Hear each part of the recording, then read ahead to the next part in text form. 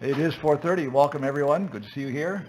I'd like to begin. We'll stand for a moment of silence, and then we will follow that with the Pledge of Allegiance.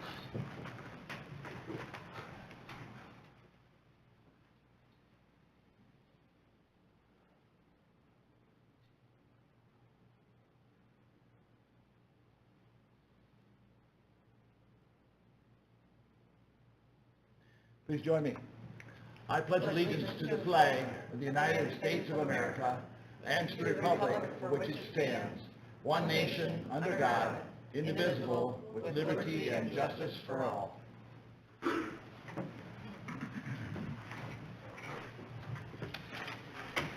Get a roll call, please. Pete Hamill. Here. Ken Snyder. Here. Brad Hens. Here. Chantel Ostra. Here. Tom Eggers. Here. Item 2 is the approval of the agenda. I'll take a motion for that. Support. Any discussion? Roll call, please. Snyder. Aye. Hens. Aye. Eggers. Aye. Ostra. Aye. Hamill. Aye.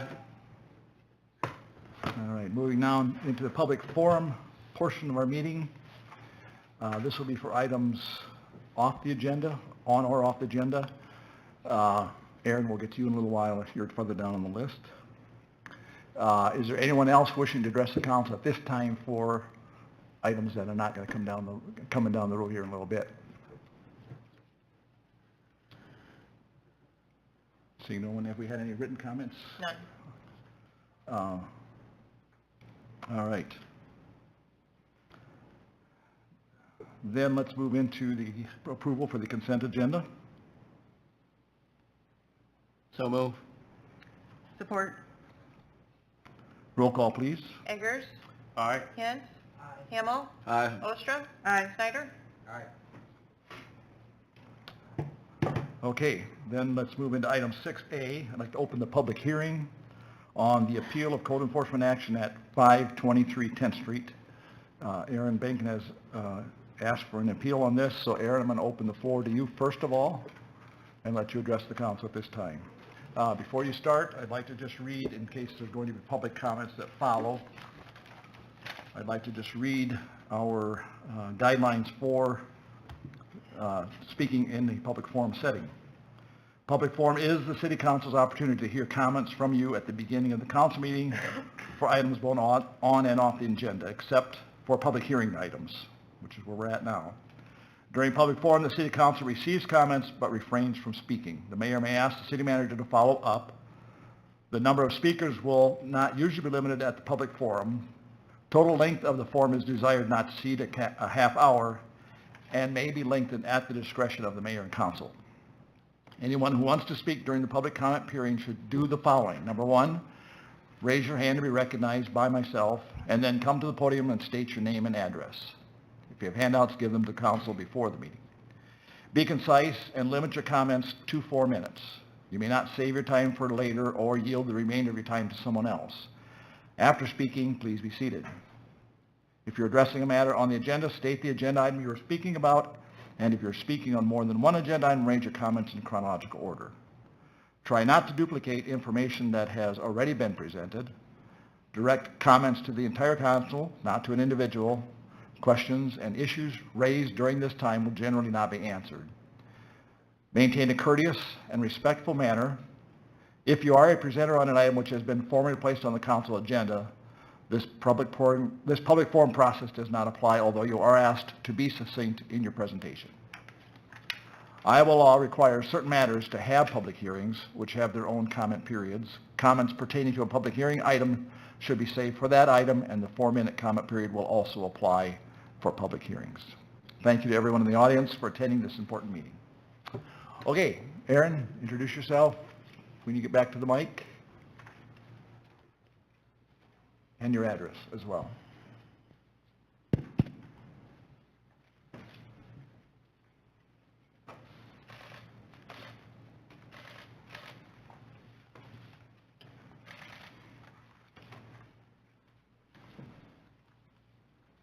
Aaron Bankin, 523 10th Street, Sheldon. Members of the council, for as long as I can remember, I have taken pride in sharing the story of my hometown. Until recently, I had no complaints regarding the town. However, I stand before you today to express my concerns about the current situation. Throughout my upbringing, I have witnessed residents decorating their yards in ways that reflect their individual styles, and I have never found fault in any choices. It is hard to believe that anyone would intentionally diminish the value of their own property. My commitment to our community is evident through my volunteer work when I have time and possible, and my active participation in various local events. As I explore the neighborhoods around Sheldon, I notice many surrounding towns. I notice towns that embrace similar themes of repurposing automotive history within their landscaping. In fact, it's not uncommon to see vintage vehicles incorporated into landscapes around neighboring communities. When I was initially approached regarding concerns about my yard's aesthetics, I was informed about potential issues with the line of sight. Upon reviewing of the ordinance of 16.3 concerning yard regulations, I measured the property and found that the landscape was well outside of the designated line of sight triangle. When I communicated this to the city manager, Sam, I received a revised drawing that I have included in the packet that seemed to misinterpret the ordinance.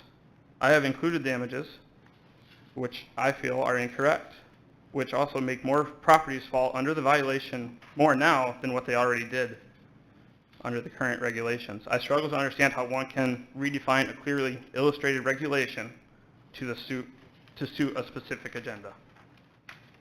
It was then changed to the nuisance. On a recent drive along 10th Street, I observed there was bushes and a fence of a nearby property appeared to obstruct the line of sight far more than my landscaping what I have in my yard. While I have not formally measured this, it is readily apparent that there are visibility issues that will need addressing. Additionally, I believe Sam's letter to the council incorrectly states that the line of sight is not relevant to this discussion. My concern extends beyond my own property. It encompasses the need for adherence to existing ordinances by all city officials and everybody in town.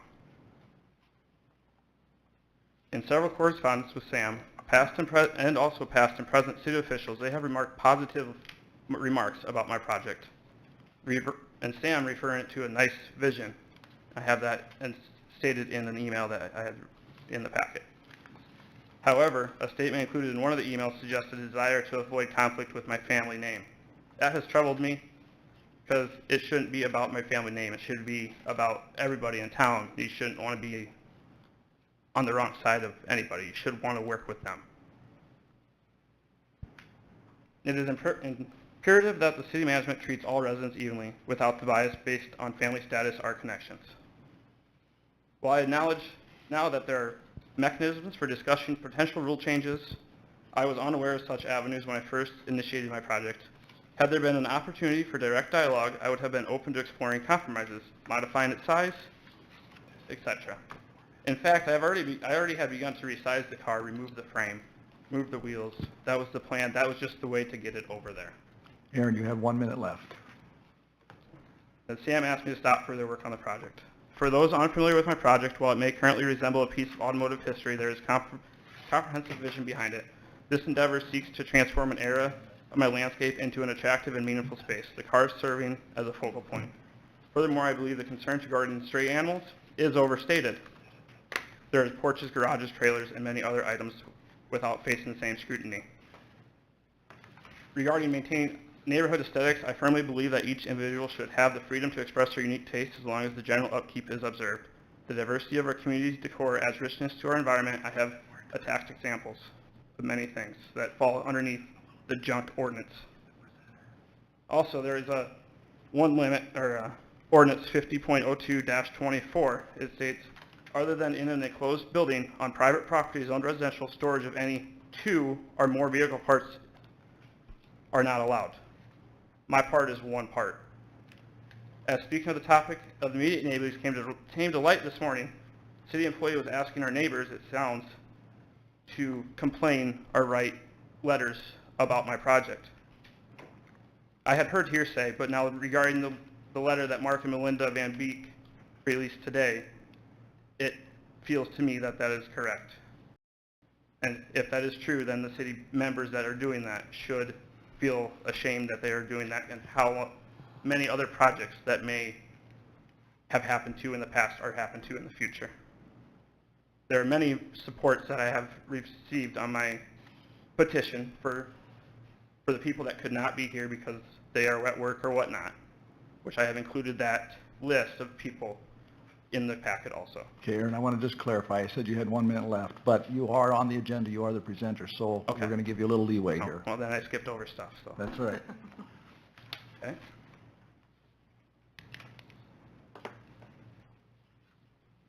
So I have received support for my vision from numerous community members, including city officials who expressed their approval without wishing to be publicly identified. They believe that there's no problem with it, and they do enjoy seeing it. I wish it was further done, but I had respected the wishes of it to be stopped. In Sam's correspondence, he stated that the council's focus should be on the immediate neighborhood. Yet, I urge you to consider our city as a whole. There are many different individuals all over town and decorate according to their taste and interest. Sheldon should not be looked at as individual neighborhoods, but as the individuals that make up the town as a whole. As I have shared the attached documents, there are numerous comments from residents and also people to visit town who appreciate the upkeep and aesthetics of my project, find it more appealing and well-maintained than other properties. I also want to clarify that the reference to the sign ordinance related to my family's business are irrelevant to this current situation, because that is not, I am just an employee at the shop. So I don't see how that should become into this. In conclusion, I respectfully ask for your support to allow me to continue with this meaningful project. It reflects my personal taste and contributions to the community's fabric. Every resident deserves the chance to express themselves through their landscape or whatever, and I hope to inspire others to create unique yard art. Thank you for your attention and consideration. I do also have a letter from one of the neighbors that could not make it today that he had dropped off because he got called away for work, that he would like me to read. And that is included in your packet also.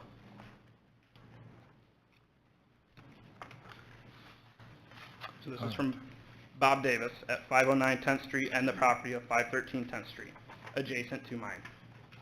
Aaron and I have talked about his project and his vision for it. I think it will be a very unique expression. It may not mold into everyone's idea of landscape, but that does not mean it's wrong. If vintage Harley Davidsons weren't so hard to come by and valuable, I might be tempted to do the same thing. Cities should concentrate more on other problems: boat setting on streets, no motor and loaded with junk, drug arrest within 1 block of our homes, guns, meth, etc. There are others around town with unique yard art. That is their expression. How many people would immediately recognize antique archaeology? Can't read that one. Car is their trademark, I think. I do not have a problem with Aaron's project and look forward to his progress on it. According to the code, with the decoration of junk or junk vehicle, I feel Aaron has moved beyond that description. Then I also have other neighbors that had signed the petition and shared my petition on Facebook encouraging it, which is also included in the packet. Can I get that letter for, I don't see it, I'm sorry. I'm missing From it. Bob, it should be the very last one, Oh, but I can get that to you. oh, Yeah. on the picture. Yeah, I made a copy of it. Perfect, thank you. I can scan it and link it later. Okay. Okay. Thank you, Aaron. Mr. Mayor, can I ask Mr. Benkin a couple You questions? certainly can. Aaron, is the car that you referred to, is it licensed currently? It is not. It is just, it is a, or yes, it is, sorry. Dad does have the license and title for it. Okay. And I'll take your word for it. Does it have its windshield? No, Does it have all its headlights? no. It's just the body shell of the car that you can buy online. It's one piece. It comes off the whole frame. It's one piece of the car. There's a few pieces that I would like to come off if it needs to be to fall under that one piece ordinance, but I had got asked to stop work on it, so I could not continue that to make it fall into that one piece under the 2 pieces. Okay, so you would agree that it is missing things like fenders, Well, bumpers, yeah, there's, trunk? yeah. Okay. Yeah. And is it operable? What? Is it operable? No. Okay. Thank you for clarifying. Anything else?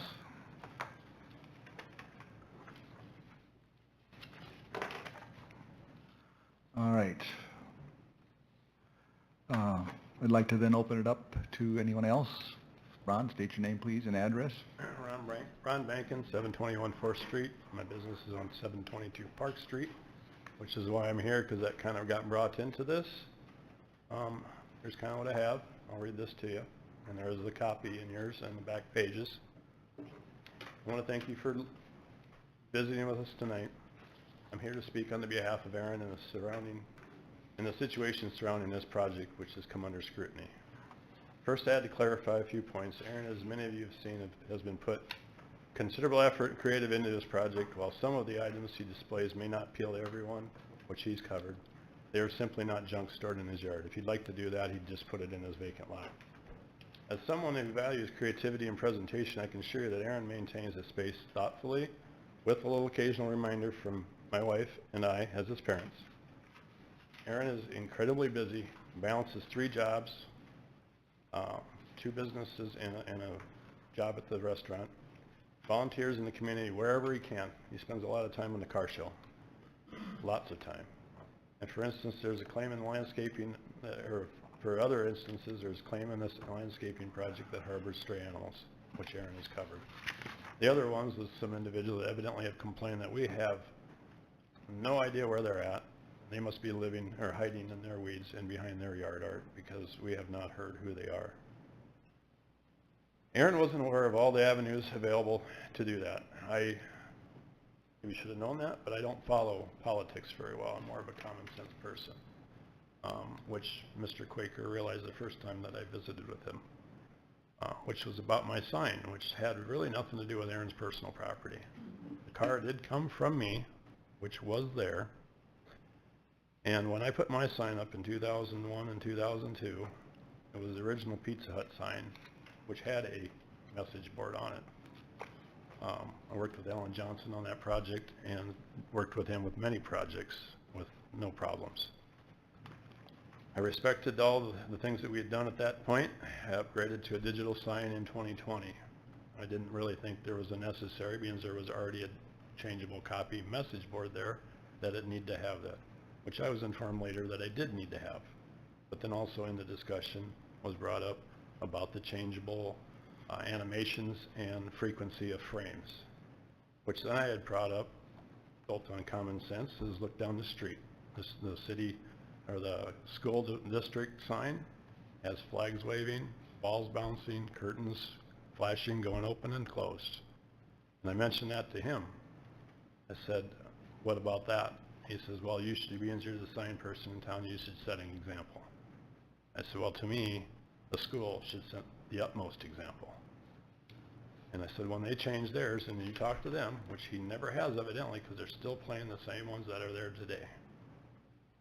I just figured, okay, it's not needed. I don't have to do it if they don't have to do it, which tends to bring in the selective enforcement.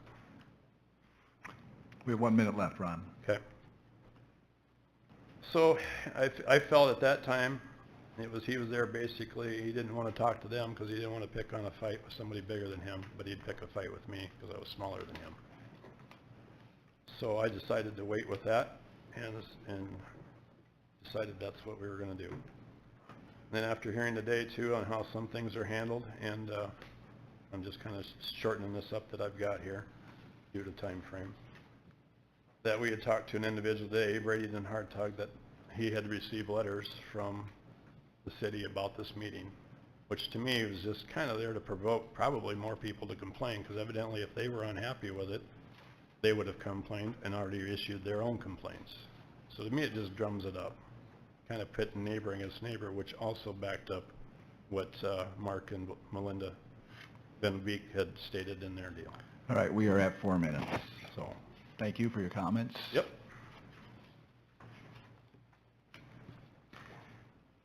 Anyone else wish to address council at this time? Yes, I do. My name is William Nowak. I've lived here most of my life, except for about 4 years of it. And looking at this, same topic right here. who defines junk? Ladies and gentlemen, if you turn on the Railroad Avenue Farmers Market, it looks like we have a new junkyard, garbage yard, whatever you want to call it. And that doesn't look very becoming to anybody coming into this town to see that kind of thing. Just to the west of that and a little to the north, an individual was forced to put a fence up around his junkyard because it has scrap cars and all that. I believe that's where the ordinance on this thing cited derived from. Okay? What is art? What is junk? I've seen Picassos. To me, that's junk. They sell for millions of dollars. I've driven around this town after I heard about this thing, and there's a lot of stuff out there that is junk. It came from somebody's grove, steel wheels. They're using for decoration. No problem. The other part is, who brings this stuff up and says, that has to be it? You know, I hate to think that I'd have to be the person that has to go around and determine that, because it doesn't make friends. And in a community, it makes enemies. Division. And the haves and the have-nots. I grew up on the west side of the tracks, guys. We had a hell of a good time. But you know what? It's been ostracized from Sheldon, and part of it, not by the city of Sheldon, the railroad, the river, the highways, etc. But who determines it's junk?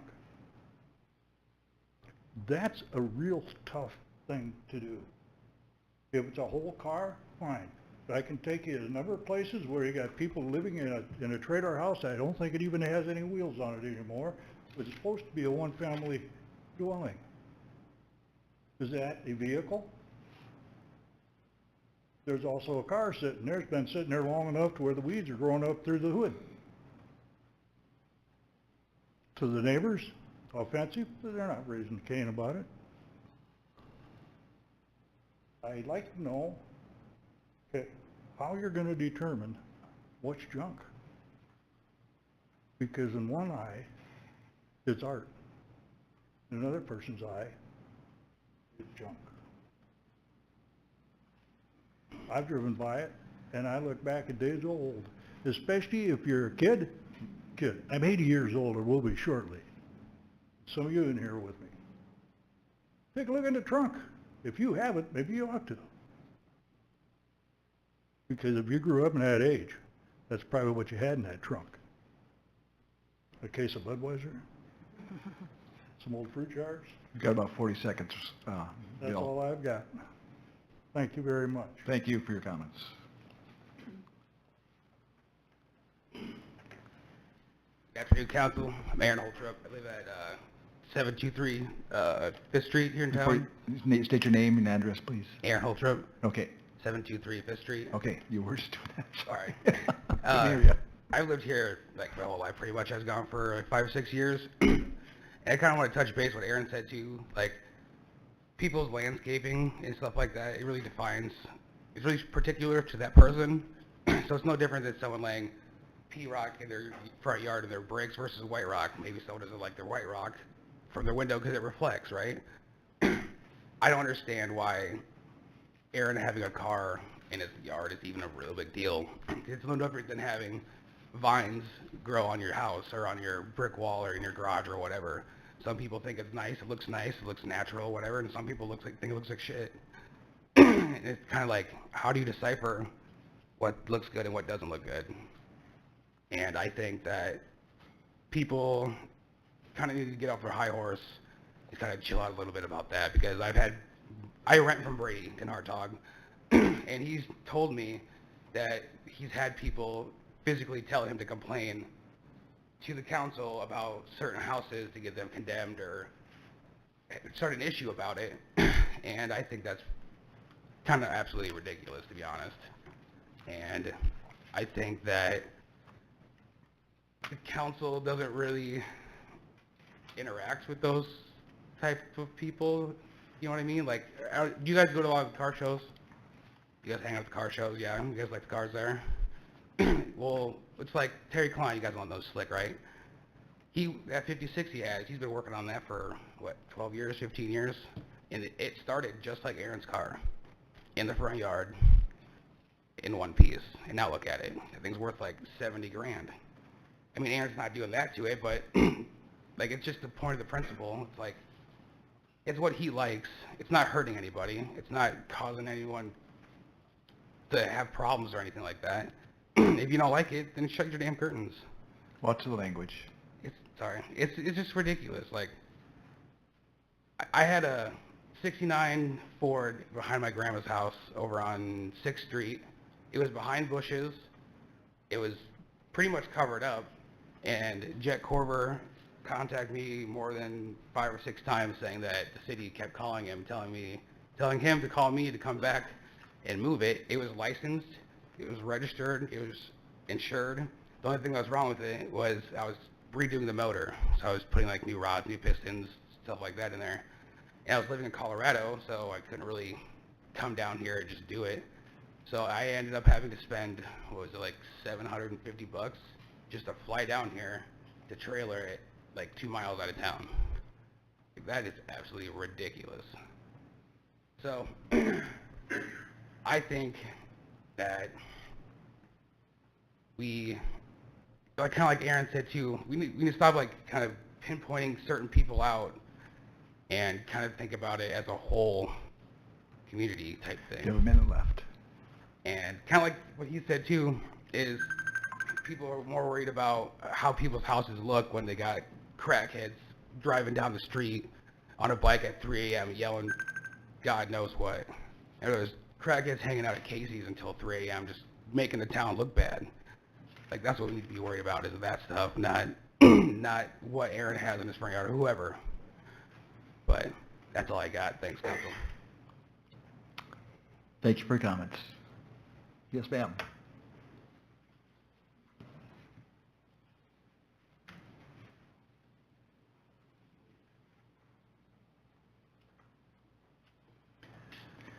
Bianca, pull the mic down. Before you start, pull the mic down good so we can closer to your... Cut it short, sorry. Yep. Blanca, Strike, 1530 East 8th Street. I don't know why we're focusing on Aaron's art. I call it art because I've driven past it I don't know how many times. It's beautiful. And then I've driven around town. Why aren't we focusing on the people that don't mow their lawns, who have couches, mattresses, all that crap, all that junk on their patios, on their porches, making Sheldon look so trashy? Why are we focusing on his art and not on that? Why aren't we pushing that issue? Why are we worried about his art? It may not be your vision that it's not art to you. It's art to me. It's art to him. The junk on people's yards. Trash all over. That's what we should be concerned about. Our community looks awful. Why aren't we finding these people? Why aren't we meeting about that? That's all I've got to say. All right, thank you. Mm-hmm.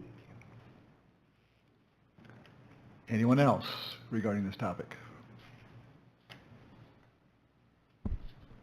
Trevor Firstberg, 745 Garfield Avenue.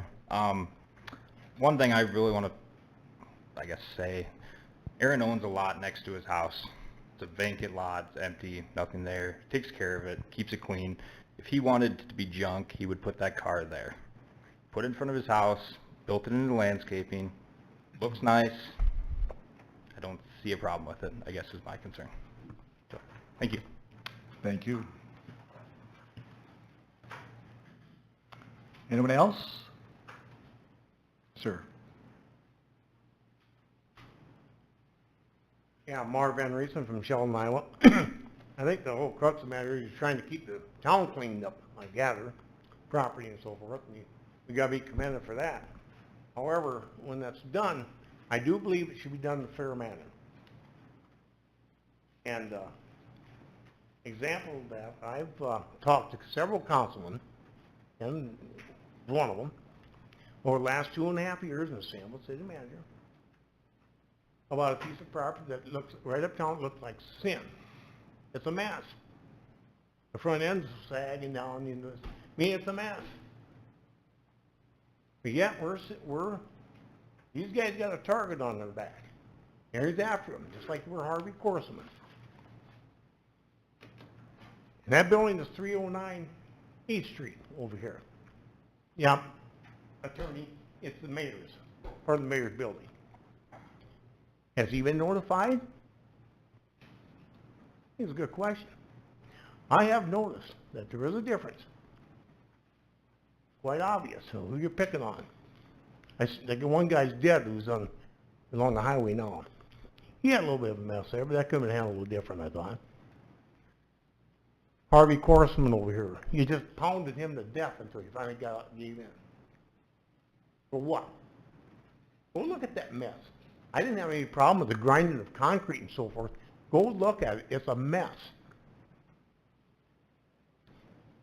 Harvey Korseman's junkyard at the time looked like playground paradise of what is now. And you got that going up all the time. It just depends who you are, who you go after. And then to bring the sign thing in out, whatever that has to do with it. These guys got a target on their back. There's no doubt you're going to try to get them. No doubt. I just hope that some of you councilmen have the integrity to finally take the stand and say enough's enough. And we're going to treat these people in town fairly. If nothing else, we may have to wait the next election cycle to change the council. We will get it done fairly. I'm about tired to spend all this attorney money on a little thing like this. We got to have a so-called city manager that doesn't live in town come and listen to this stuff. We got to pay him $200 an hour. Absolutely ridiculous. I just ask you to do it fairly. I encourage you tonight, the council, maybe make a complete moratorium and clean up until the council and the mayor themselves clean up their own property first. And set the example. Lead by example. See ya. Thank you. Thank you, Marv. Anyone else?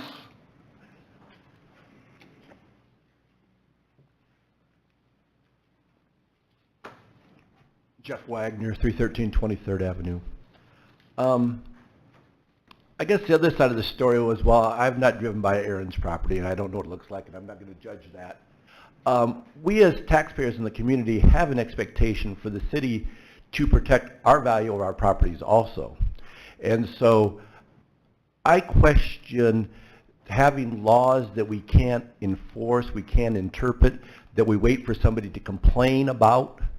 Why should I have to complain in order for you to know whether a law is being broken or not broken with cleaning up a property?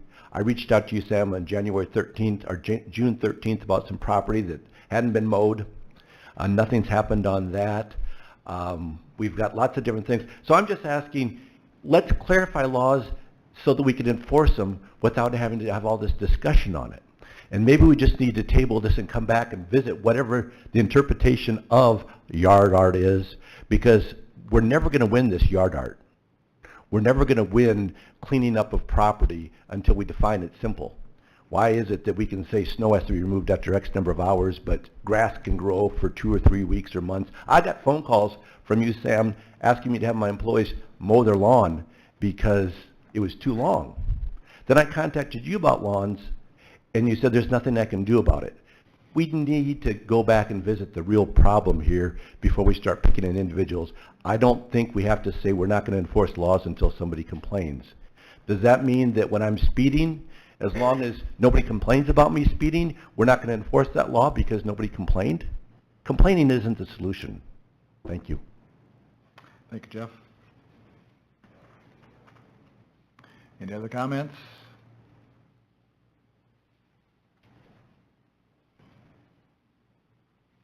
Seeing nothing.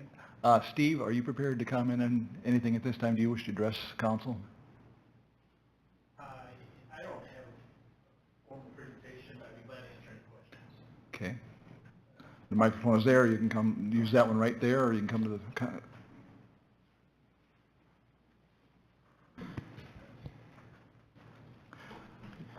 I guess for clarification for everyone, perhaps you could explain what the current policy is and how this is in violation. Absolutely. So, name is Steve Hallgren, Sheldon Zoning and Code Enforcement. What we're talking about tonight, the issue at hand, is basically a nuisance violation. We're not talking about line of sight tonight. We're not talking about signs. We're not talking about any other issues. It's strictly a nuisance issue and then how to abate that nuisance issue. In accordance with Chapter 51, junk and junk vehicles, by definition in the Sheldon City Code, junk vehicle means any vehicle legally placed in storage with the county treasurer or unlicensed having any of the following characteristics: broken glass, broken, loose, or missing parts, habitat for nuisance animals or insects, inoperable, defective, or obsolete condition. There's a couple of others, but these I've highlighted because I believe they pertain to the vehicle that's in question. Section 51.02 simply states junk and junk vehicles are prohibited within the community. Clear. Section 51.3, junk and junk vehicles are defined as a nuisance, as a public nuisance within the community. It's clear and simple. That's where we're at. Real quickly, this issue was brought to my attention from a complaint. I am hired by the City of Sheldon to follow up on these issues. A quick time frame, if you're interested. I received a complaint on May 28th. May 29th, I did the first inspection and I did photo documentation of it. May 30th, I had the first correspondence with the city. June 12th, a letter was sent to Mr. Binkin. June 26th, the return receipt was returned or received by the city. I don't start counting the 15-day compliance period until we get a return receipt signed. So that started the 15-day compliance period. That would have ended on July 10th. However, prior to the end of the 15-day compliance period, the owner did petition to the city that they wanted a public hearing. So that's where we're at today. Is there anything in the code that addresses yard art, landscape features? No. So, in effect, we're limited by the code at this point. The code does not allow for it, hence the nuisance letter. Is that correct? I mean, it fits the standard of a junk vehicle in the very strict sense of the term. Correct. So, in order to allow for, and there are others in town, to allow for yard art, as with some of the term that's been thrown around, the policy would have to be changed or amended in some way? It's an option. I think you have to try to define apples to apples as much as possible. I mean, a vehicle shell, pretty much in its totality, I don't think is an apples to apples comparison as a old wagon wheel that somebody has leaned up against the front of their house. Mm-hmm. That's my interpretation as code enforcement. So there, and I know that was just thrown out as an example tonight, but we are looking at, for lack of better terms, pretty much a full vehicle shell sitting in a front lawn. Which is a work in progress at this point. I mean, there is plans for a waterfall coming out of the trunk, so I mean, it takes it to a different level. Correct. But I guess part of the issue from my perspective from code compliance, was I was brought into this situation after a complaint had been filed. To my knowledge, no correspondence had Right. been presented to the city of, I have plans to do this. Is this acceptable? Is this something that I can do within the constraints of zoning and or the city code in the city of Sheldon? It just happened, and then more than one public complaint was received by the city. Those were directed to me. It's my job to follow up on them, and that's what I did. All right. Any other questions for Steve regarding where we're at right now? Is there any difference between zoning of properties as to where that applies? Absolutely. I mean, there was discussion of some other properties without naming them, but you can't treat a property zoned heavy industrial with the same expectations as a property zoned as residential. So, yes, there is a difference based on the zoning, based on the neighborhood, based on the surroundings.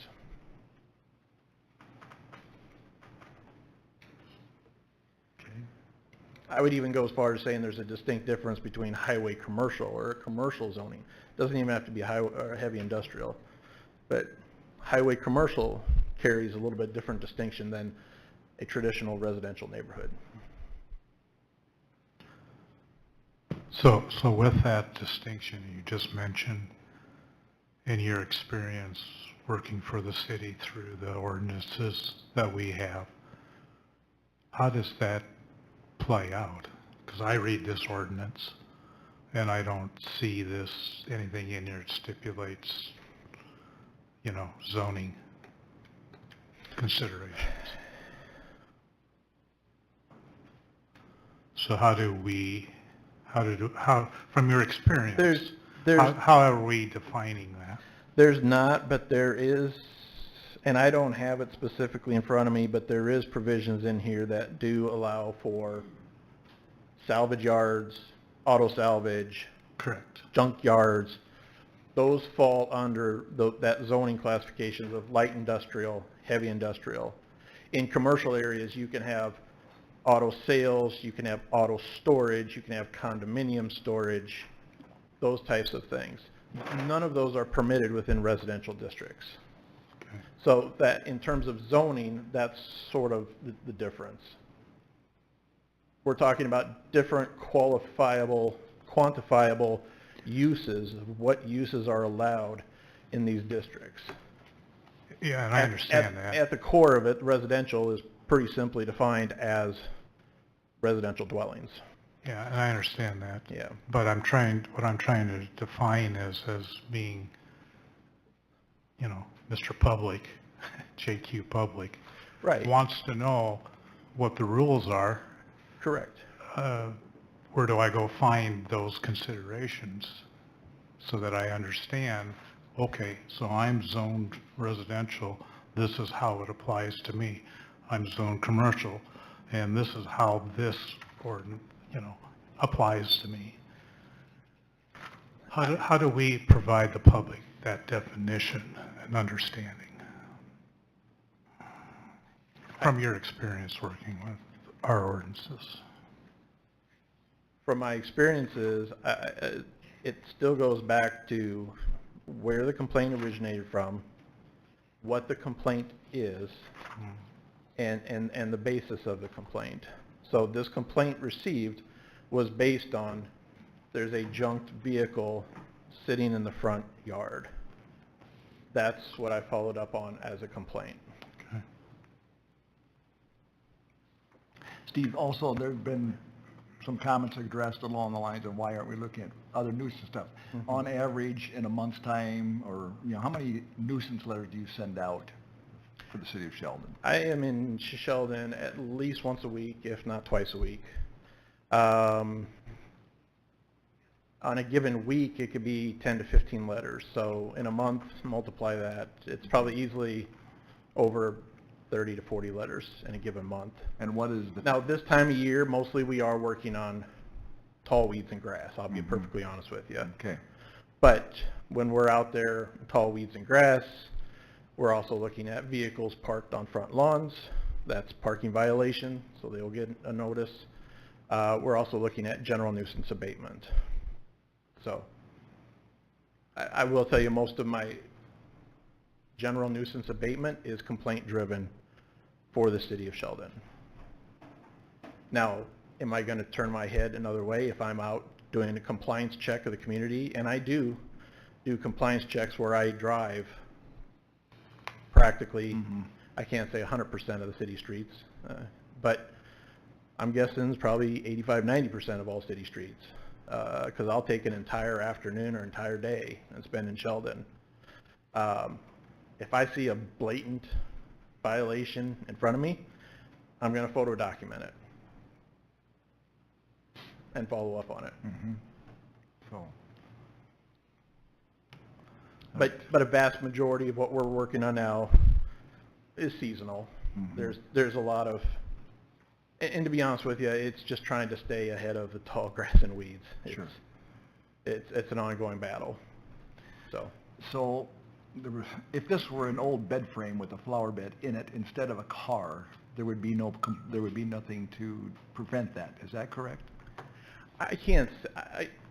That's a hard question. I know. To answer. I know. I can't say that because it's not what was presented to me. But there's nothing in the ordinance that really defines. We define junk vehicles, but beyond that, is it? What I can tell you is if somebody had an old rusted out bed frame sitting in their yard and the neighbor called the city and complained that it was offensive to them, I can go to chapter 50,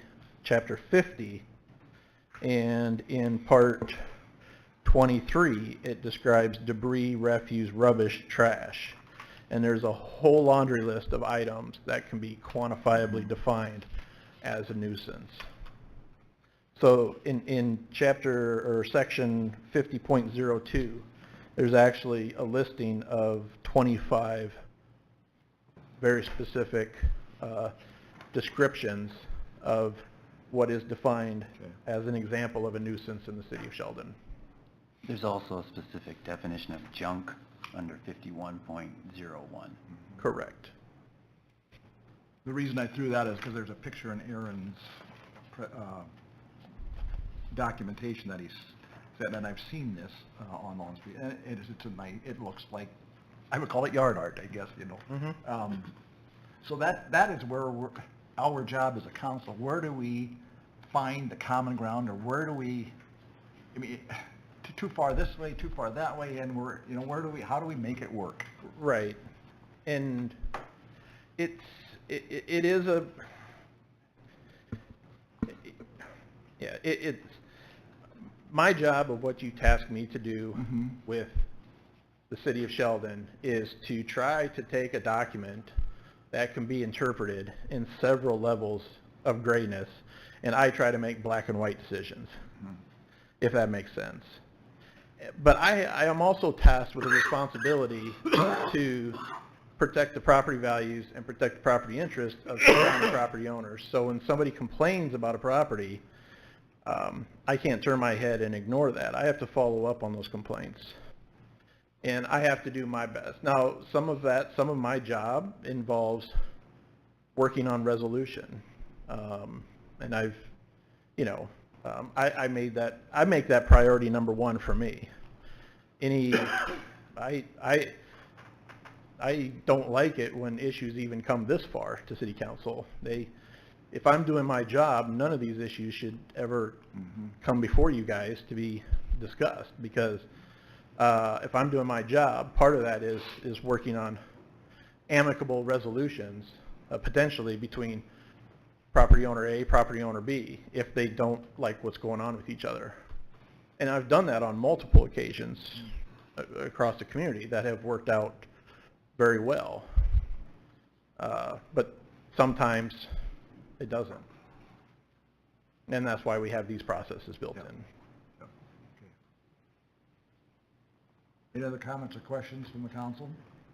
I've sent in some pictures at different times, and I know in some cases they have been notified, and those places have never changed.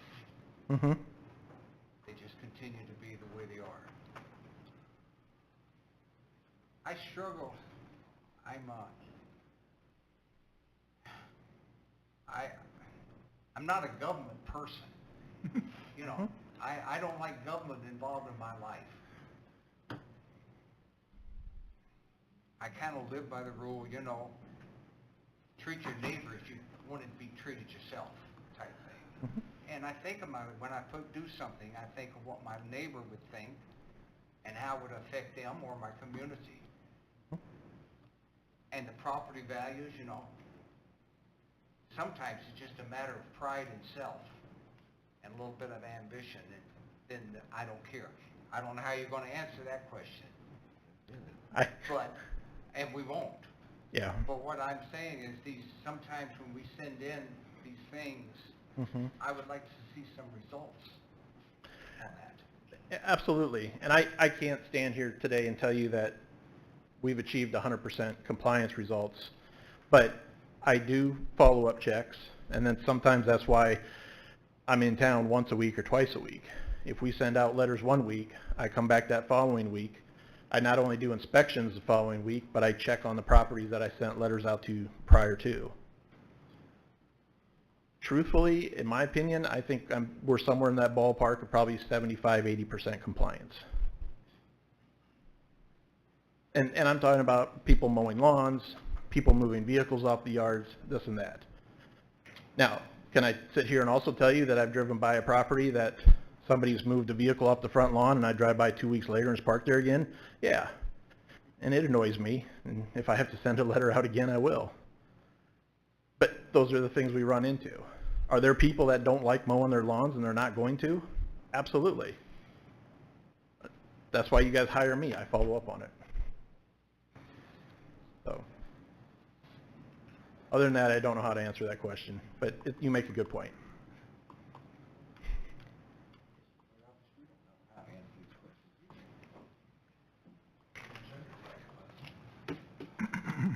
So, I have a question. So this vehicle isn't like a full vehicle, am I correct? No, it doesn't have an engine. It doesn't have any glass in it. But the body, the frame of it, is it a full vehicle? Because to me it looks like the front end is not there. I couldn't tell you. All the documentation I've done to date has been from public areas. I can't trespass on property, so I've not been able to walk up to it and look at it and inspect it close. But Okay. Because I guess in looking at the ordinance, like it's not a full vehicle, I don't think. Am I correct, Aaron? It's technically, there's a few little pieces, but one part. It Okay. comes off of the frame as the one piece. The floor and the shell of the car is one part. You can buy that from online store or places as one part. Okay. So I guess it would fall under junked vehicle or under just junk? That's what I'm trying, either or, Okay. either or, it's still defined as junk. Okay. And would you say that it devalues the property? If Aaron were to be able to finish the project that he was working on, would it devalue the property? I don't know if I can't answer that.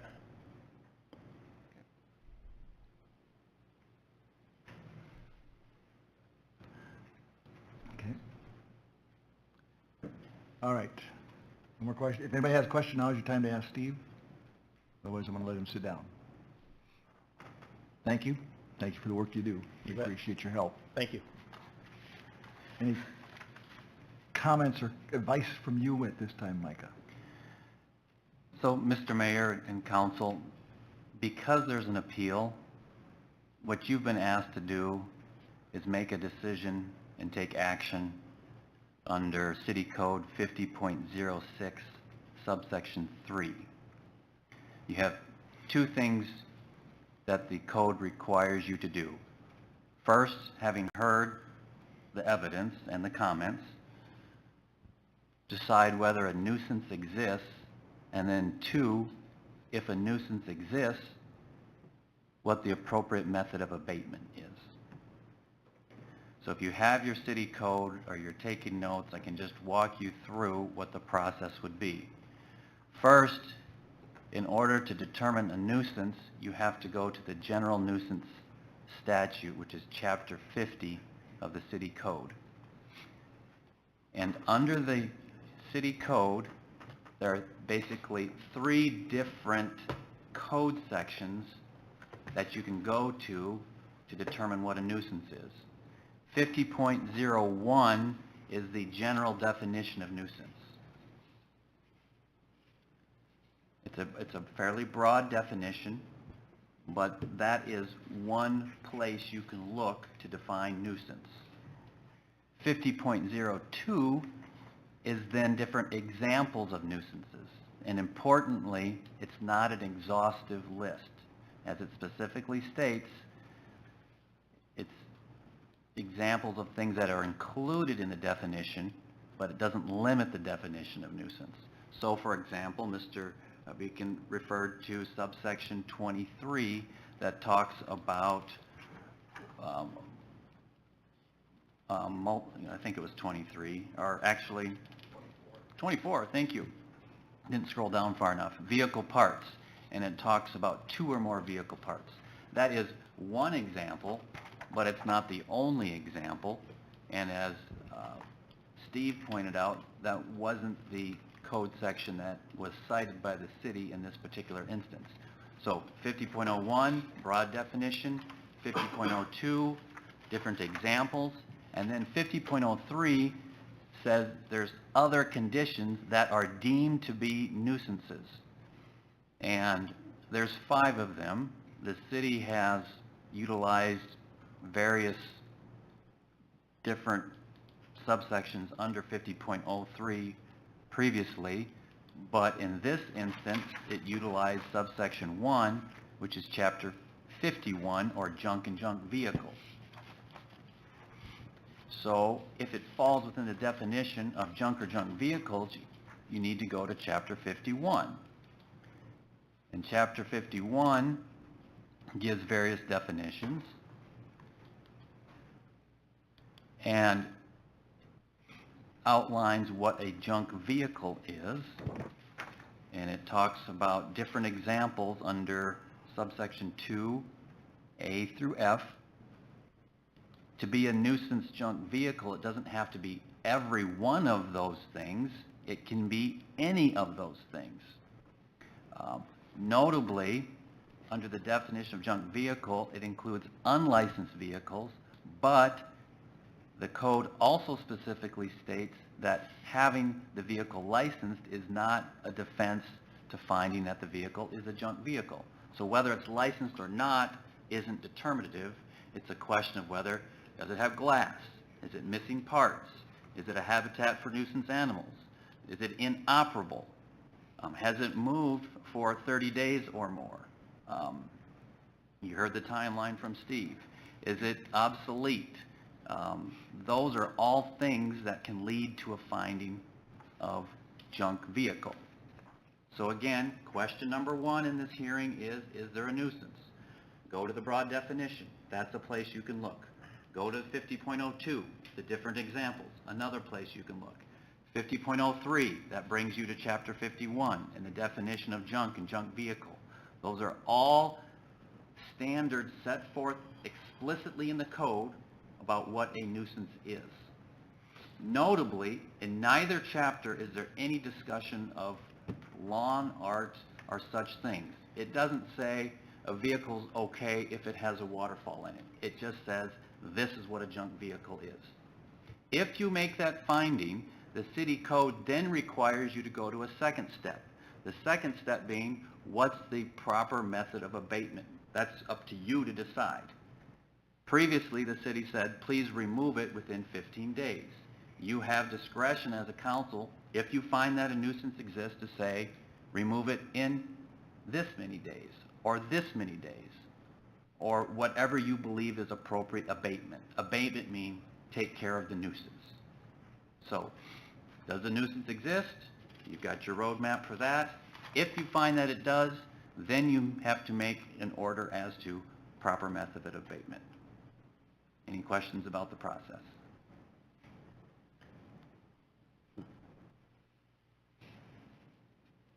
Is there a loophole?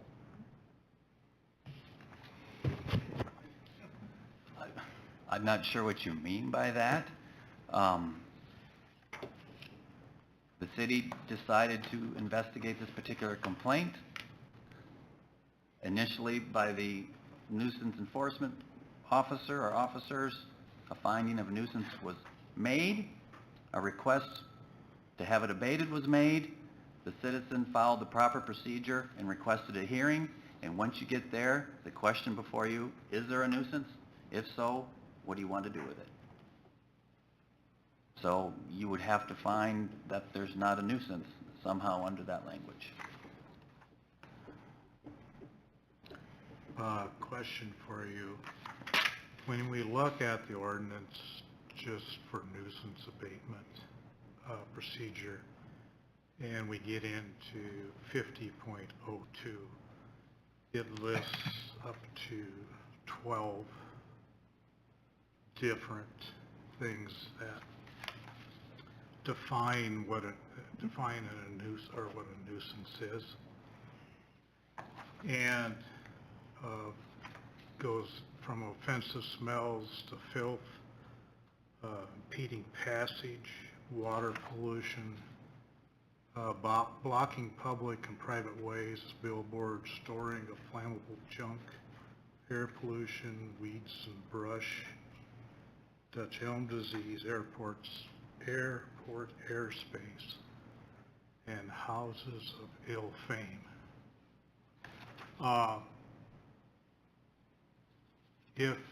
Then we go, since it's defined as a vehicle, we look at 51.01 and go to 51.03, where it states that junk and junk vehicles a nuisance. And it says it is hereby declared that any junk or junk vehicle located upon private property, unless accepted by section 51.04, which are the three exceptions of structure, salvage yard, or a fully enclosed fence, constitutes a threat to the health and safety of the citizens and is a nuisance. So which takes precedent legally? Does the ordinance that states that if it doesn't meet any of the three exceptions within that ordinance, it constitutes a nuisance? Or do we go back to 50.02, and does that take precedence over 51? No, you need to read the code together, and as previously explained, you can find a nuisance under 50.01. You could also find it under 50.02, or 50.03, or 51, or as Steve's earlier point, it could fall within multiple categories. It's not about what takes precedence. It's a question of does it fit a definition of a nuisance or not. And there's 23 or 25 subsections, I think, under 50.02. Again, those are examples. It's to help provide guidance to the enforcement officer about certain things.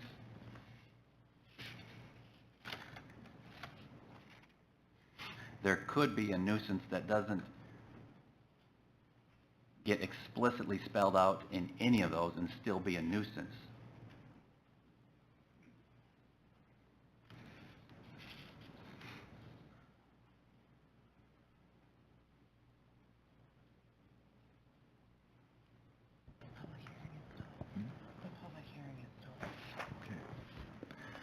All right. I think we need to take a motion here at this point to close the public hearing, as Angie just pointed out to me. I think there's no, and then continue on. We didn't do that, so, yes. Before we do that, Mayor, I just wanted to note that there were two letters received from neighbors that have been linked to the agenda. As is the standard when there's a hearing such as this, a notice is sent out to all the property owners within 200 feet. And we did receive two responses, one from Van Beeks and the other from Deb Middle. Thank you. Okay. It's not, there's no targets on anybody's back. As been stated earlier, there were complaints that were received. I received 2 of them. I forwarded on to Sam, and he forwarded on to the code enforcement. So, there's no targets on the back, and both of those people complained about the junk vehicle. That's what I received back in May. So I just want to clarify, there's no targets on anybody's back.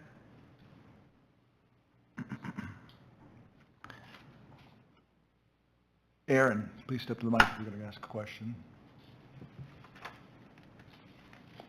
So to refer to some of that that's been said, the junk, there's a bunch of, in the definition of junk, there's various metal, I don't have the in front of me, various metals, etc., different kinds of metal.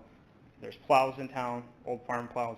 SCDC uses old wagon as a sign frame. That's as big as the car. There's an old wagon that's used as a planter box in town, which I believe is in the pictures, I can't remember. There's cars that's been, most of those pictures were taken back in May when I first got the email, and they're still there. So if he's saying he's going around noticing them, and all those have been noticed from the sidewalk or from driving on the street. Not going in anyone's yard, just the same access as he would have. They're in plain sight. Dad has a car in his yard that fits similar description, that's in there, but I'm doing the waterfall in it. So either I feel you'd have to get rid of all of them, and I know it's going to make it all tough. Totally, I understand that, and I don't want this for anybody else. I know it's going to be tough to make that decision. While you're there, this list of names, Yep. 250 plus Yeah, names, I'm 260, assuming? I think, roughly. And there are a few that, for some reason, depends on what cell tower or how they ever signed up, it pinged the wrong address. I know Trevor's wife's on there, and it says she's from Omaha, Nebraska. Okay. Up there in town. We'll say the majority are from Sheldon. Yeah, there's a good majority of them in Sheldon, or surrounding towns that come to visit Sheldon. And these are all in support of your... Yeah, those are all in support of it. Yard. Okay. And then there's 2 names on the bottom there. Bob Davis signed it in person, and then one of the neighbors, I can't remember what his name was now on there, but it's on the bottom of that sheet. And how did this get generated? I created a petition form on change.org. So people use that to create petitions and stuff. My point in asking all this is because we have a document with several people voicing support. I would imagine if others that are against it put out a similar document, it would probably be, they could probably generate, if they worked hard enough at it, similar number of people that don't want it. I don't know. But this speaks overwhelmingly right now in favor of your position. And so I think we need to try to find that place of common ground. Yeah. And therein lies the challenge, because we're going to be trying to define what is art, what is junk. And we could ask every person in this room, and I would guess we'd have a pretty even division of what it is. Maybe at this point, I think probably more in your favor, because you got your friends along with you. But if we did a community-wide survey, I think it would probably split out 50-50. I don't know. I have a question while you're on that frame. I had one of the persons that called me about it and complained about the junk vehicle. I talked to him a couple weeks ago, and I asked him about it again, and he's still opposed to it. But he also did say if he only used the back 3 foot, he'd be in favor of it. Would that be something you consider, is only using the back 3 foot of that car? I would say roughly to that, maybe not the 3 feet, because you need the trunk and then at least the pillar, to get the shape. But I would be willing, that would have been a compromise in the beginning, to cut part of that away and make it smaller. So it wouldn't be 3 feet, but we could compromise and shrink it up. Okay. That, I would be willing to do that. Might take a little bit of time to get it cut and stuff, but. I had 2 people contact me. They're not willing to come forward because they don't want to be on the negative side of things. They were both opposed. Their comment to me was, we have an ordinance. It's very clear that it's a junk vehicle. If you don't enforce that, then do away with all your codes. Well, I said, well, I'm not sure it's that clear, okay? But that was their part. If we aren't willing to enforce the codes we make, then forget them. Just let her rip. I did hear that also comment too from other people. Yeah. And that's the problem we're facing. Yeah, I get it, and that's why I pointed out the other examples of junk, iron, whatever, cars that have been sitting there in the yard, in the alleyway with weeds growing up with them that looks worse than what I have envisioned. I guess my question to you would be, should we pursue this or ignore them all? Those are just examples. They are not complaints. No, I'm just saying, should we just forget it and not look at them? We shouldn't look for anything? That's a problem. Yeah, I agree, it is a issue, but I made my decision to do this off of things I have noticed in town as I've grown up and with what other people have done with old wagons, farm equipment, cars. So that's where my decision came in at. Others can do that, and I have a plan and a vision to beautify it, with the waterfall and stuff like that to do. And I think that's where our struggle is Yep. because No, I totally get it. I get where you're coming from. While I would not put a junk vehicle in my Everybody's landscaping, different. everybody's different, and I think If that's we where... weren't, it would be a very boring life. Exactly. And I think that's where... Falls into that junk vehicle like what we're trying to get rid of. I mean, personally. And that's what I've been struggling with. The definition, it is. The definition is there. Yeah. I don't know. I just haven't been convinced of that yet. All right. We need, We we need do, to- yeah. yes, I will take a motion for that. All right, I would entertain the motion to close the public hearing. I will support that. discussion? Roll call, please. Hamel. Aye. Snyder. Kent. Ostrov. Aye. Eggers. Aye. All right, I think we'll just come back to this. I think we've hit this enough. We need time to digest and, Do we need a motion for that? pardon me? Do we need a motion to table it? Yeah, if you're not going to make your findings today, then you do need to table it for a future meeting. I will make a motion to table it for a future meeting. Okay. Support. Do we need to identify when that future meeting is? It'd be helpful. Do you have an idea of when you would like to discuss this again? 2 weeks hence? We don't have a full council until... No. Let's make it the first meeting in October then, because we're going to be short. There's some people are going to be gone next time. Yeah. So, if that's all right with you? Yep. First meeting in October? You will put that part as your motion? Yes, I make a motion to move this to the first meeting in October. And support, Tom, would you support that? You're fine with that? I'm fine with that. All right. Roll call, please. Oh, Brad. Discussion? Discussion. We're just kicking the can down the road. What more facts are we gonna find that have been already presented in the public hearing? I believe we need to make a decision and move forward. If we're not willing to make a decision, then like Pete said, we need to get rid of the code. Yeah. So there was two levels to address that. There was two things to the process. One is the nuisance, determining if it's a nuisance. We have that. And the second one was abatement. What level of abatement? So is there any more discussion on the abatement side? Because it's pretty clear that it violates the ordinance as it's written today, okay?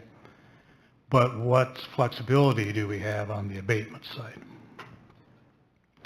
And if I can just finish, because it includes what you had asked earlier, or someone had asked, would you be willing to change, compromise, and if that compromise, would that be an option for abatement?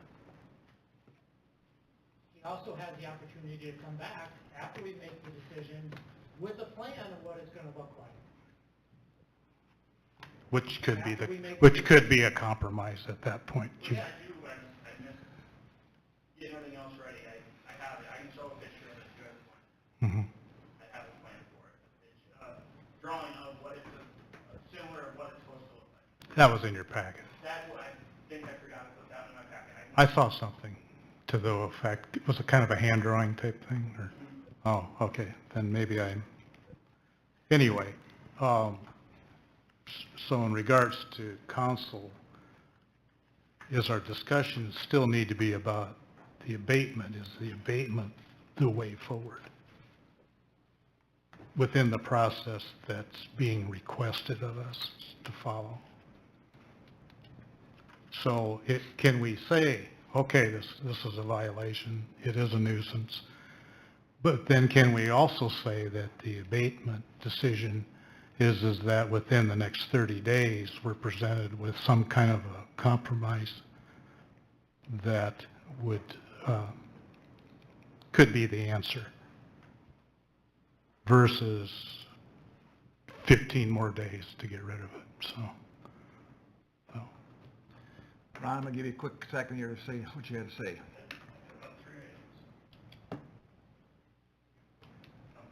You've got the one individual that's complaining. And I guess evidently, if you take a junk item and paint a Kansas City Chiefs logo on it, now it becomes yard art there also. He has a wire spool that comes off of a piece of wiring that when you empty that spool out, it becomes junk. It's discarded wood. But you paint that on there and you put it in your front yard, that's okay. They don't complain about that. The other individual that complained about the cat in animal harboring, there's 2 doors down. Evidently, somebody hasn't seen it. There's a garage door with a tarp over it with a hole there. I wonder how many things live in there. There's many other vehicles and places for that to go. And on the end of the nuisance, it could be a junk vehicle if he has done nothing with it. But his plan is. The pictures are there, that is there, and if a guy can't tell that there's no fenders or no doors or no glass in there, it's surprising. And he doesn't know vehicles very well either. I don't think that's the case, but... But they said there was couldn't tell. It's not that far from the road. Evidently, it's too close at the beginning when we first started talking about this. Point made. So to be a piece of junk, he hasn't done anything with it because he was told to stop. So he couldn't finish the project. Mm-hmm. So then it might become something more than junk. All right. We have a motion. Any further discussion? I'm going to call for the question. Roll call, please. Snyder? Aye. Ostra? Aye. Hamel? Aye. Hint? No. Eggers? Aye, at this point. Motion carries. We will discuss this at the first meeting in October further. At this point, as far as direction, Steve, I don't know if there's any other communities that allow for this type of thing. I don't, if there were a sample, whether it's in an ordinance or an exception or whatever, that would be helpful. I'd be glad to research that and get that to Sam. Okay. I'm not saying I'll come up with anything. But I realize that, but that would, I'd be glad to look into it. yes, if you would, please. All right. All right, let's move on to item B, consider purchase of the fire tanker. Comments? Anybody from?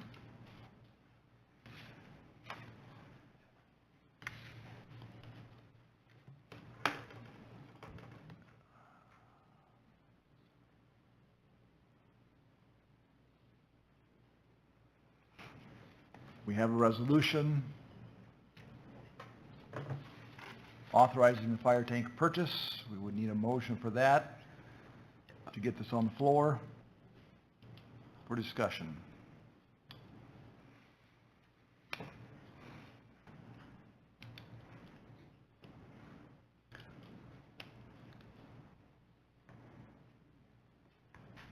So where are we headed here? What's going on? Well, we've got, we're considering the purchase of the tankers. We have minutes from back in January of our budget workshop. We have the resolution here, I think we've got to somehow start this discussion. And so I'm suggesting that someone make a motion to approve the resolution that we could further discuss. Or would you rather Do we have discuss? if there's anybody from the fire department. I see we have two from command staff, if they want to speak, if you could. So at the budget hearing, we set up to budget and to purchase, allow the fire department to look at the options of purchasing a new tanker at the budget hearing. So we serviced the task of the fire department. We looked at 3 different vendors, and we came up with manufacturers, and we came up with Midwest Fire, and we have in here our purchase agreement and contract with Midwest Fire to purchase a new tanker. But, yes, I agree with that part. I don't know how we proceed. The elephant in the room is that the bid came in 20% higher than we had budgeted for. It was an estimated budget of $375,000. Right. We have, when we threw that number out, it was an estimated guess. No, I understand. It just, do we have how do we deal with the $77,000 problem? Do we have that in the budget somewhere, or how do we deal with that? Sam, are you prepared to address that? I am. You have $10,000 due this year, which either can come from the fire department capital funds or from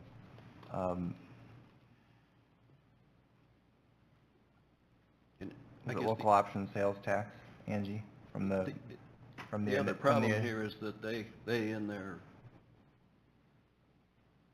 contract, whatever it is, leave it open-ended. If their price goes up, we got to pay it. That's with all manufacturers. No, I understand. I'm just saying, how are we going to deal with that? With the environment we're in, they're all open-ended. Because there's an engine change coming down the road. They don't know when. It's going to happen in 25, maybe. It could be anywhere from $15,000 to $25,000 increase in engines. No, I get that, Brad. I understand that. I'm just saying, how are we going to deal with that blank check? We have $175,000 the fire department is going to use out of the reserve capital fund that we set, funds that we get from the townships, we get from service fees. That's where the $175,000 is coming from. I understand all of that. I think where Sam was going was the initial 10,000, and then after that, what happened? Yeah, the initial 10,000 can come from either the fund that Brad just mentioned or from local option sales tax, which there was a portion of this that was budgeted from there. The remaining 2 payments aren't due until one is in 2026 fiscal year and the other is in the 2027 fiscal year. So by then, you have more time to budget from local option sales tax or from fire capital reserves, or if the interest rates if there's a good loan environment, then you could theoretically look at a small note because you have other notes falling off. So you're required, when you pass the resolution, you're required to identify a funding source. So the advice that I had received was you identify the funding source as a combination of the fire department depreciation fund, which is created by resolution, and local option sales tax and local option sales tax reserves. So that gives you some flexibility, and then you could come back later and decide that you want to do a loan or a small bond, which you've done before, which are almost paid off. So it's not insurmountable. We can deal with it. We could work it. It sounds like it spans over 2 budgeting cycles as well. Yeah. Three Delivery budgeting. won't be until probably August of '26, Right, if we're lucky. right. That's what they say, their contract's August 26th, but it could be a month or 2 longer, could be shorter. Sure. But the deposit would be in this fiscal year, correct? And we have the $175,000 today if we needed to write a check, correct? correct, Angie? Correct. And 2 years from now, we may have more money in that reserve account that we could Okay. take, I'm just throwing a number out here, we could take 50 or 75,000 out of that account and help pay for part of it, but I don't know what that fund's gonna be in 2 years. No, I get that. I'm uncomfortable with $70,000 to $80,000 of surprises. But I don't have a magic answer. If we need it, we need it. If we kick the can down the road, it might be worse. It's gonna be worse. It'll only go up. All right. And at the time, with the budget hearing, we did talk about internal loans from internal departments. And the chassis doesn't have to be paid for until probably a year from now, in 25, and that's $165,000, roughly give or take a little bit. Any other questions?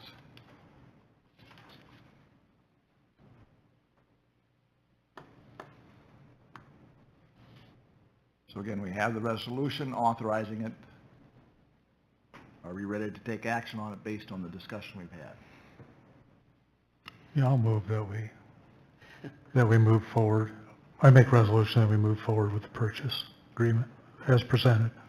Okay. Okay, we have motion, we have support. Further discussion? And this is to approve the resolution now, right, Tom? That's what Correct. you- Yeah, okay. Roll call, please. Snyder. Aye. Hamel. Aye. Hint. Aye. Eggers. Aye. Ostra. Aye. All right. On to item 6C, a 2024 PC patching project. I'd like to open the public hearing on that. Anyone wishing to speak to council regarding that project? Yes, sir.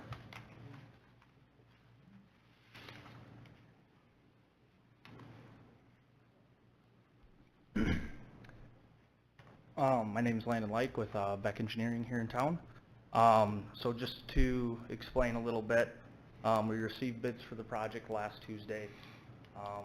We received only one bid. The low bidder was Vanderpool Excavating of Orange City, Iowa. The bid was quite a bit higher than the estimate, and therefore it was the recommendation to reject all and the only bid. Okay. All right. Any other comments from the public regarding this? If not, I'll take a motion to close the hearing. So moved. Support. Roll call, please. Snyder. Ostra. Aye. Eggers. Aye. Hint. Hamel. Aye. Then we need to decide whether to award or reject the contract.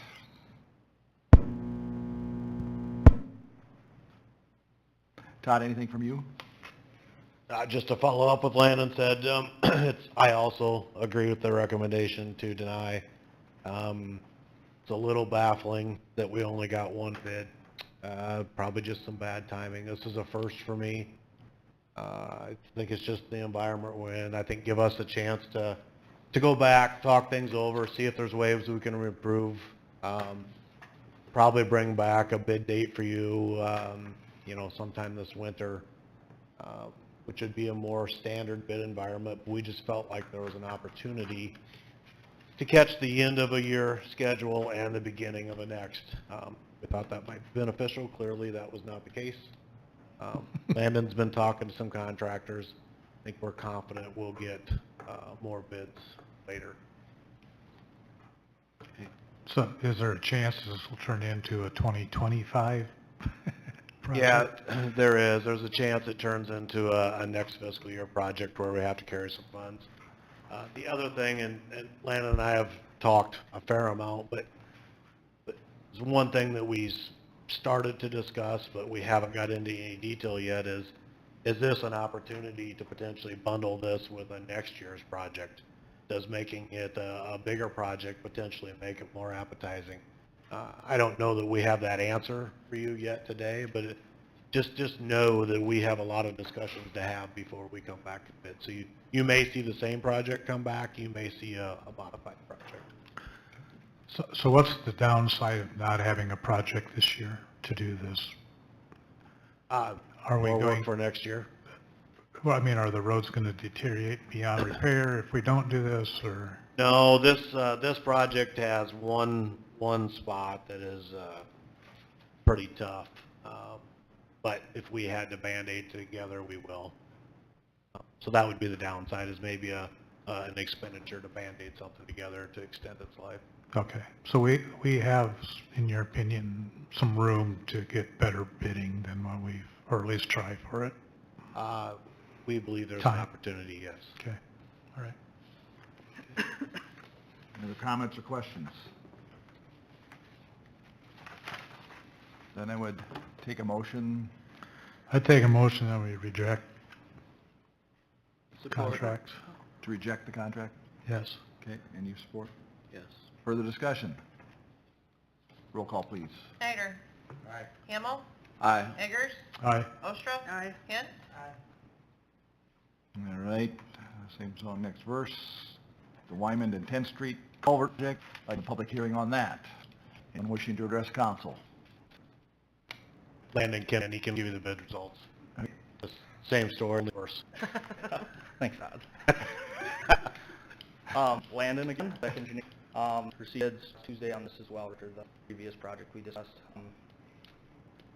Again, only one best one contractor, Vanderpool Excavating. Bid was substantially higher than what the estimate was. I'm recommending to reject all bids on this one as well. Similar to the other project Todd and I have discussed, you know, opportunities to bring this to the table. Is it a modified project? Is it a lenient schedule, pushing it into further into 2025? Thought was into both of them. Let's get it out there now, allow contractors to do the work if they so choose. But the completion date to June of 2025 to allow some leniency there for guys that are booked up through reason end up in the case, and we thought we'd get more bids the table, and so there's, I think, to incur some savings. However, on this one we are a little bit controlled, tying into an existing culvert, trying to match it too. So, Okay. questions? Any questions? I'll take a motion to close the hearing. So moved. Support. Roll call, please. Hint. Snyder. Hamel. Aye. Ostra. Aye. Eggers. Aye. And then we need a motion, too, to take action on this contract. So move. Moved to reject it? Yes. Okay. Support. Further discussion? Roll call, please. Hint. Hamel. Aye. Eggers. Aye. Ostra. Aye. Snyder. Item E is a resolution fixing a date for a meeting on the proposition to authorize a loan agreement and issue of notes to evidence the obligations of the city thereunder. Sam, you want to comment on that? Yes, thank you, Mayor. So several years ago, there was roughly $2.4 million authorized with that part of the water tower project. This authorizes another 2.7. Hopefully we won't need 5.1. It may end up being 4.1, but we're going to know here soon. So speaking here is the authorization to brief the hearing on October 2. And the advice that we received from Scott Stevenson with D.A. Davidson was to have these preferably before the November. Anything to add? Yeah, just that this balance for the Western Avenue project, and then just give you an idea, project 70% plans are done. I'm in review of them now, actually meeting with Landon tomorrow to discuss project bid as part of a DOT bid letting in late January of 2025. Will be some 20. Any questions? Support. Roll call, please. Aye. Eggers. Aye. Ostra. Aye. Hint. All right, so the next item there, first readings of 2024 legislative updates, it says to be individually voted on. Mike, so we can shorten that up somehow. If you could explain that again for me, it's been a lot of my hands today. Item 7, legislative separate ordinance amendment. It appears for each different area. Per a motion of the council, you consolidate those, address them as a group, or if there's one or two or a few that you want to address alone, you can pull it out kind of like with consent agenda. But address, someone should make a motion to do, and then act as you deem it. A motion, since they're updates that we have no control over, that's no different than the consent agenda. Okay. We have a motion, do we have support? Support. Okay, and you have stated how you want it there. Okay. Any other discussion? What's the motion again? To approve the first reading, because they're legislative updates and we can't control them. We waived it. Really want to consolidate Yeah. all these ordinances into one together. I'm fine with that. Thank you. Okay. Yeah, Ostra? Aye. Eggers? Aye. So now to your point, you would like to waive second, third? Is that wise? Nothing we can do. Huh? There's not much we can do to... Pleasure to take action on, and don't see value of it. So, yeah, I'd make motion to waive second. Okay. Any comment you want to make? Tom, is your motion all to approve first reading? Yes. Okay. Yes. You're fine with that? I am. Okay. Any other comments, questions? Roll call, please. Eggers? Aye. Ostra? Aye. Hint? Aye. Snyder? Aye. Hamel?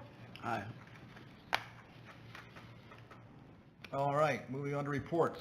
Anything further from you, Sam? I do not, and I would probably recommend at this hour, maybe you want to Just waive the rest of table it? B, Oh, unless you want to talk about B, but that's under my reports too. Stand for questions. unless I hear differently that you'd like to discuss the update on sign code review, I would say let's move that to our next meeting. Oh, yeah. Yeah, thank you. Another one. It's gonna be a long meeting in October. How about we move that? Think about the idea of forming a committee to look at the whole sign ordinance. Let a committee resolve it, look into it, and report back to the council. Any suggestion on the makeup of that committee?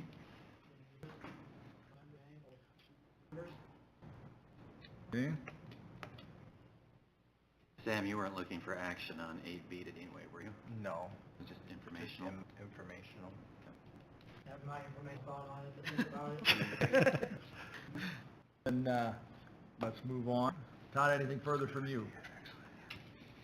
Yeah, Dutch Street is coming along. Hopefully get done with the work, and they'll start, so they are progress, overall, land and it's moving along, fairly well. Second thing I thought I would update you on is, flood, as you know, our FEMA, application for assistance is still, so we don't have any on there as far as they're not, we'll qualify, still in their queuing. And good news, or at least some good news, we lost 2 wells in the flooding, we lost well 6 and well 7. We were able to get well 7 back online, it passed all its testing, and then well 6 unfortunately failed first round. We tried those samples, we should have more.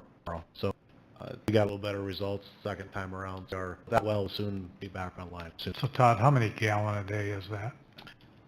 150,000, give or with both, substantial. So it would advertise beyond where we're at right now with Lewis and Clark. The average right now is, and I mean, all around 8, so, Good, yeah, good, it's still a real number.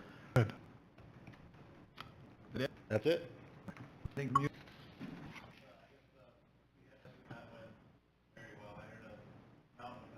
Very good. Angie? Actually, I do. I would say 90 are basically all except for outreach. However, we are struggling with even getting those changed. The ambulance ones have really proven to be very, very difficult. All right, thank you. Mike, anything further? No, thank you. Council left. I thank everybody, the SLs, all years that made this weekend at the city of Mount. It was a very well-attended weekend. So, thanks. Yeah, I would, also, last year I was not able to, the car this year, it works very well out there and it went really well. I'm really to hold it. It went very well as far as I'm concerned. We have one other requirement. Saturday, we went our annual hose testing. So Jesse over here and some local restoration so look out. Anyone else on that side? To my right. Nothing. I have nothing further, so Motion to adjourn. Support. roll call, please. Eggers. Aye. Ostra. Aye. Hint. Aye. Snyder. Hamel. Aye.